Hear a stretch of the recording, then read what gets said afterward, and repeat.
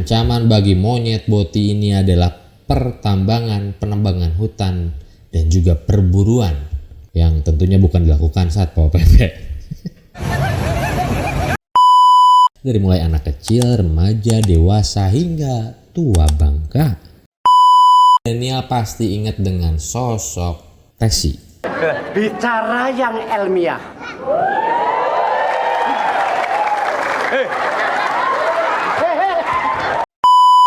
Dan yang paling ngeri ada Barry Prima, aktor bela diri yang comeback lewat peran bancinya di film realita cinta Rock and Roll.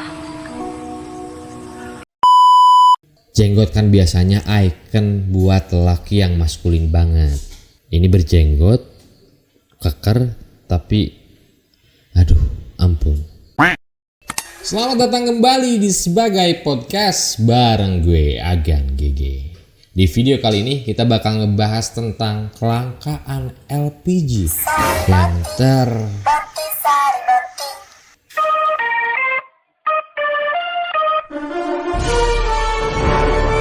nggak jadi. Kita bakal ngebahas tentang monyet boti.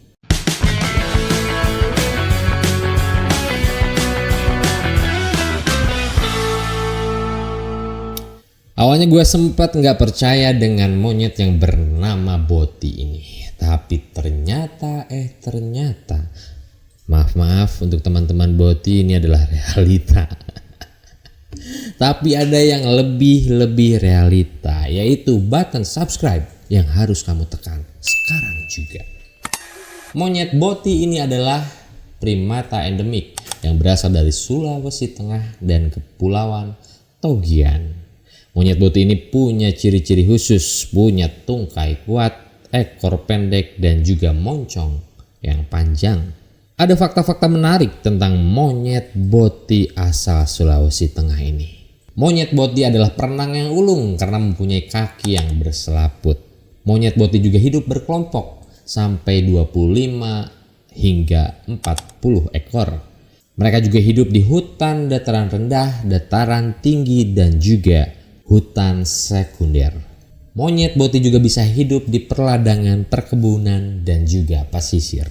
Namun monyet boti ini terancam punah karena penurunan populasi. Ancaman bagi monyet boti ini adalah pertambangan, penebangan hutan, dan juga perburuan yang tentunya bukan dilakukan saat Satpol PP.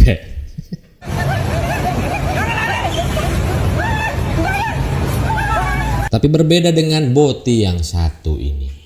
Sebutan bagi seorang cowok yang kemayu, feminim. Dan maaf punya makna yang negatif.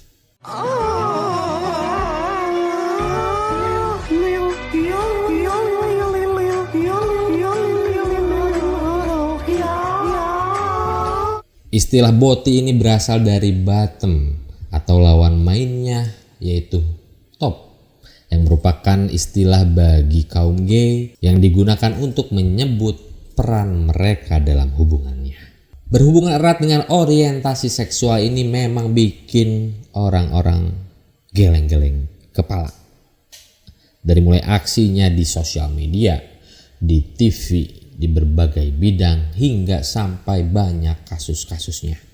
Kalau dulu disebut banci, bencong, waria, binancinin, atau apapun itu sebutannya, yang mungkin dulu kita biasa nonton di TV, pertunjukan drama, pertunjukan teater, pertunjukan seni, ataupun pertunjukan apapun. Namun seiring berkembangnya teknologi, mereka pun hadir di berbagai platform sosial media. Dari mulai anak kecil, remaja, dewasa, hingga tua bangka. Selintas memang terlihat seperti biasa melihat tingkah laku banci, boti, waria, atau apapun namanya di berbagai sosial media. Bahkan tayang di TV pun seperti sudah dinormalisasi. Dijadikan tontonan tentang aksi si laki-laki berkelakuan feminim atau kemayu. Lalu apa bedanya banci atau boti di zaman dulu? Mungkin gen milenial pasti ingat dengan sosok Tesi.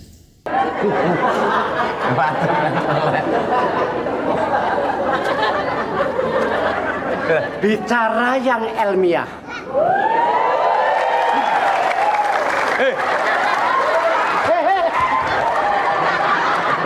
Peran Banci yang tampil begitu lucu dipertunjukkan komedi Sri Mulat.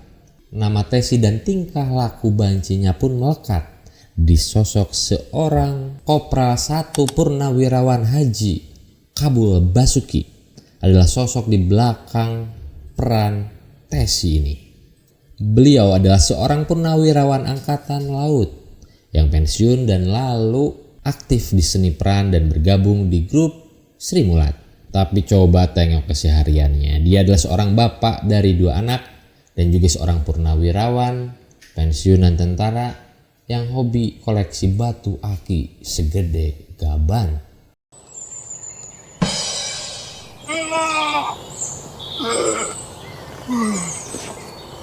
Ada juga grup komedi Lenong Rumpi yang mewakili budaya Betawi. Dan di grup ini juga ada sosok Banci yang kita kenal. Dia adalah almarhum Tata Dado yang juga sama menghibur lewat aksi banci-banciannya. Itu gigimu tuh ada cabenya, ada bayam kan. Mas Tukul kurang ajar deh, coba Mas Tukul mangap. Ya ampun Mas Tukul, ada kontainer di dalam. Nggak cuma Haji Kabul dan juga Tata Dado yang memang sempat memerankan peran Banci. Kalau kita ingat, almarhum Didi Petet pun sempat melekat dengan kebancian yang diperankannya melalui Emon di catatan harian si Boy. Mas Boy, aduh. Emon, Mas Boy, Emon. Lalu juga ada Ajis Gagap yang berkali-kali menjadi bencong di OVJ-nya.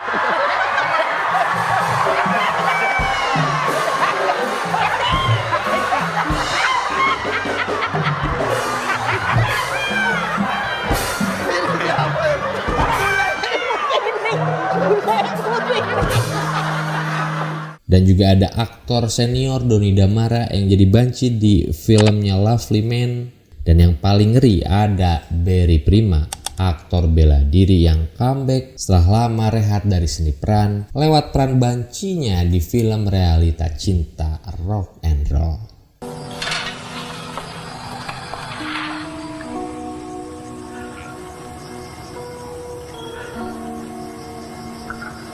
Tapi semua itu adalah kepentingan peran semata. Setelah beres syuting, setelah beres show, mereka kembali ke kesehariannya sebagai seorang lelaki. Namun ada beberapa nama yang mungkin bakal kita ingat kalau ngomongin Banci, waria, transgender, dan lainnya. Tentu saja kita bakal ingat dengan Dorce Gamalama yang dikenal dengan panggilannya Bunda Dorce yang memang selalu menarik perhatian. Almarhum Bunda Dorce ini mempunyai nama asli Dedi Yuliardi Ashardi. Beliau adalah seorang transpuan yang melakukan operasi kelaminnya di tahun 1983 di Surabaya. Beliau berkarir dengan berbagai keahliannya, dari mulai presenter, penyanyi, aktor, dan juga keahlian lainnya. Almarhum Bunda Dorce ini meninggal di tahun 2022 ketika dia mengidap diabetes dan juga COVID-19. Sesuai kesepakatan keluarga, akhirnya almarhum dimakamkan sebagai seorang laki-laki. Akhir-akhir ini kita memang gak aneh kalau lihat tingkah laku anak laki mirip perempuan. Lihat anak SMA nongkrong dengan komposisi 1 laki-laki 3 perempuan, juga ngeliatin gesturnya yang antik, pasti bikin kita curiga. Lihat tingkah laku anak laki joget-joget dengan tangan ngetril, itu kayak udah biasa. Belum lagi sosok temen yang memang boti atau banci kadang memang suka jadi penghibur di satu tongkrongan. Seenggaknya kamu pernah lihat satu cowok yang agak kecewe-cewean lagi ditabeh sama satu tongkrongan. Ya kalau tahu bahasa Indonesianya ditabeh apa, silahkan kolom komentarnya diisi. Jangan di kolom renang. Ditambah lagi sosok selebritis, penyanyi, musisi yang memang secara terang benderang menobatkan dirinya adalah seorang boti. Dia adalah Sam Smith. When a hope begins to shatter Banyak yang aneh mungkin ya. Penampilan awal Sam Smith di awal karirnya itu laki banget. Tapi sekarang, aduh, ampun banget.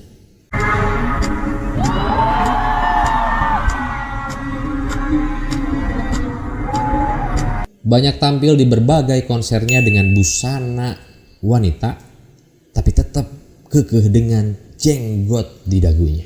Dengan busana yang seksi, ya seksi kalau dipakai perempuan, tapi ini dipakai seorang laki yang bertubuh gempal, jenggotan, tapi kekeh pengen pakai baju cewek seksi. Ini makin tambah bingung. Jenggot kan biasanya icon buat laki yang maskulin banget. Ini berjenggot, keker, tapi aduh ampun. Kalau di Indonesia ada Ragil Mahardika yang konsisten memperlihatkan kesehariannya menjalin kasih bersama seorang laki dan memilih stay di Jerman. Kasus terakhir Ragil yang auto menerima cibiran online-nya adalah ketika dia menunaikan ibadah umroh. Dalam postingannya Ragil memperlihatkan dia sedang berada di depan Ka'bah. Mereka yang mencibir menghujat begitu banyak, tapi gak ketinggalan juga mereka yang mensupport Ragil. Mensupport dalam artian seenggaknya Ragil menunaikan ibadahnya sesuai dengan jenis kelaminnya. Dan mereka pun berdoa agar Ragil secepatnya menemukan hidayahnya. Selain Ragil ada juga Wisnu Nugraha yang hampir serupa dengan Ragil. Dia juga membagikan kesehariannya menikah dengan seorang pria dan memutuskan untuk tinggal di Prancis. Lalu juga kalau masih ingat ada Oscar Lawalata, putra dari aktor senior Regi Lawalata. Dan akhirnya Oscar Lawalata ini memilih untuk menjadi wanita seutuhnya dan mengganti namanya menjadi Asya Dara dan menikah dengan seorang pria asal Jerman dan stay di Jerman. Ya mungkin kita udah jadi biasa melihat kaum boti berlalu lalang di sosial media atau media lainnya. Walaupun banyak orang yang kontra, tapi populasi kaum boti terus meningkat. Lalu apa yang terjadi kalau kaum ini terus makin banyak? Ya udah jelas berkembang biak secara biologis bakal terhambat dan terancam punah seperti nasibnya monyet boti. Karena sejak zaman dulu, dari zaman munculnya istilah banci, waria, transgender, boti atau apapun itu, belum ada yang terbukti mereka bisa menghasilkan keturunan secara biologis. Apalagi kalau ngomongin soal agama. Tapi gue gak bakal bahas soal itu. Oke? Maaf. Mudah-mudahan kita bisa paham orientasi ataupun apapun alasan mereka menjadi bagian dari kaum boti. Ya balik lagi kayak komen netizen di kontennya si Ragil. Mudah-mudahan mereka cepet dapat hidayah. Ya karena memang hal seperti ini susah, berat buat gue tentunya dinormalisasikan. Segitu dulu buat kisah kaum boti. Silahkan untuk bersikap sebijak-bijaknya. Jangan lupa share, like video ini, dan jangan lupa nonton program Gemar Universe lainnya yaitu Capruk Sunda. Gue Agan G pamit. Sampai ketemu di video selanjutnya. Terima kasih. Monyet boti merupakan seorang semonyet.